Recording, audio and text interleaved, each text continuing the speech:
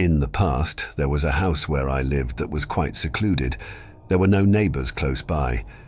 The only sign of activity was a nearby road frequented by large trucks, but it was still a bit of a walk from our home. One peculiar incident stands out in my memory. My mother had put me to bed earlier than usual one night. Later, my father tried to wake her up, but no matter what he did, she wouldn't respond. This caused a lot of confusion and panic in our home. Odd occurrences became a regular part of our lives. We felt as if we were being ridiculed or made fun of, which is the meaning of the term lamat. I distinctly remember an old woman who was a stranger to us. She was short, with unkempt white hair. She was staring intently at my mother. My grandmother noticed her too and asked the security guard about her. But when they turned to look again, the woman had vanished. These experiences left me deeply shaken. The house no longer felt like a safe place to live, so we decided it was time to move. My father found a new plot of land and a new house for us. I was in the 7th grade when we moved. That's when I had my first experience with sleep paralysis. I didn't know what it was at first because it was something I had never experienced before. It was only after we moved out of the old house that I started experiencing sleep paralysis on a regular basis.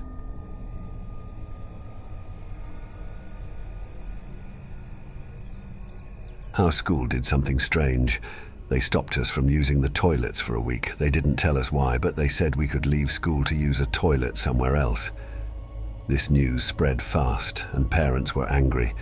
There were signs saying, "Work in progress," but we saw no workers fixing the toilets. One day, during a dull maths class, everything changed. The school turned into a big bouncy castle, and we all started bouncing. The teachers asked, who used the toilet to do a number 2? That's when we learned that when someone used the toilet, it changed the school. That was why the toilets were banned. Every student had to use the toilet, hoping it would make the school normal again. But each time a student used the toilet, the school became even stranger. It seemed like all hope was lost. Then a quiet student used the toilet and the school became normal again. The teachers were happy and told us to never use the school toilets again. They reminded us that we could leave school to use toilets in places like restaurants or gyms. But then the school walls started to eat people who walked near them. It was clear that the quiet students' toilet use didn't help, but made the school into a living thing. Everyone tried to leave, and no one used the toilet to try and change the school. It seemed like the school was doomed.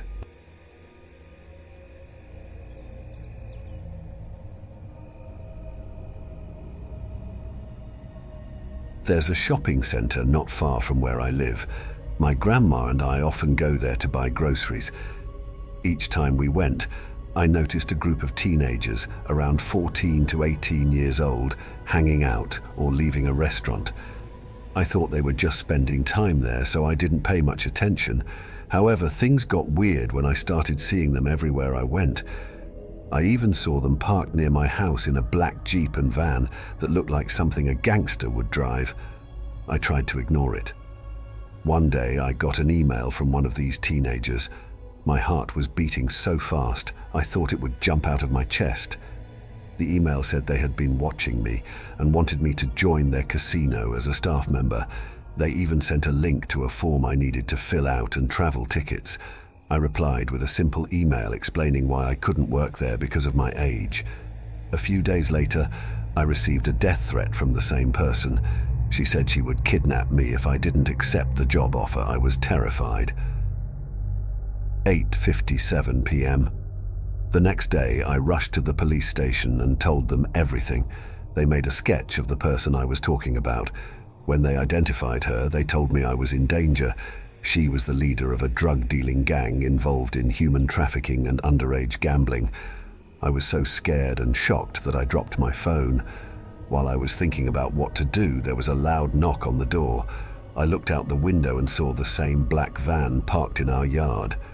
The knocking made my heart skip a beat. The situation was getting worse. I ran out the back door and down the road. Strangely, they didn't notice me.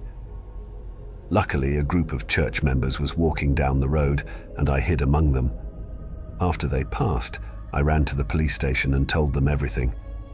They took me in their car and arrested the teenagers. I cleaned up the blood and tidied up the place.